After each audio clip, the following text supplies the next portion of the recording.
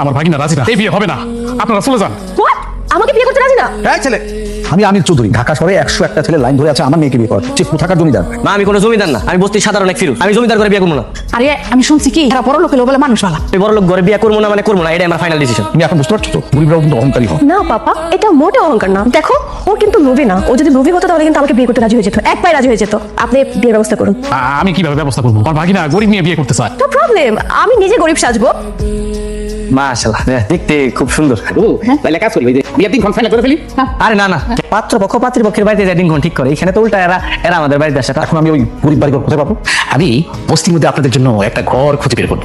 লবে পা নাড়েন, পা নাড়েন। আমি কি করবো? ঝাড়ু দিয়ে পুরো উঠানটা ঝাড়ু দিতে থাকেন। হ্যাঁ, তাড়াতাড়ি করুন, যান যান। হ্যাঁ, এই আসসালামু আলাইকুম। ওয়ালাইকুম সালাম। চলে আসছে বাবাজি, চলে আসছে। আমি কিন্তু কাজী অলরেডি ফোন দিছি, সে চলে আসতেছে, আজকে রাতের মধ্যে বিয়েটা হয়ে যাবে। এগুলা কি আনছেন? এখানে তোমার লেগে অনেক জিনিস আছে। এই যে লালটা, এটা হইতেছে গিয়া কাচের চুড়ি, আর অনেক কিছু আছে এগুলো তোমার লেগে। আমি অনেক খুশি হয়েছি। এখন থেকে তোমার যা লাগবে তুমি আমার কইবা, সবকিছু দেওয়ার দায়িত্ব এখন থেকে আমার। তো আমার বাড়ি ভাড়া বাকি রেখে তোর বিয়ে করতে কইছে কোন হালায়? ভাই আপনার টাকাটা আমি এই সপ্তাহের মধ্যে দিয়ে দিন। আজকের মধ্যে দিবি টাকা। ভাই আসলে নতুন বিয়ে করছি তো, হাতে যা টাকা ছিল সব খরচ হয়ে গেছে। আপনার আমি কথা দিলাম এই সপ্তাহের মধ্যে সব টাকা বুঝাই দিন। ছেলে তোর বউর এক সপ্তাহ আমার কাছে রাখ। ভাই মুখ সামনে কথা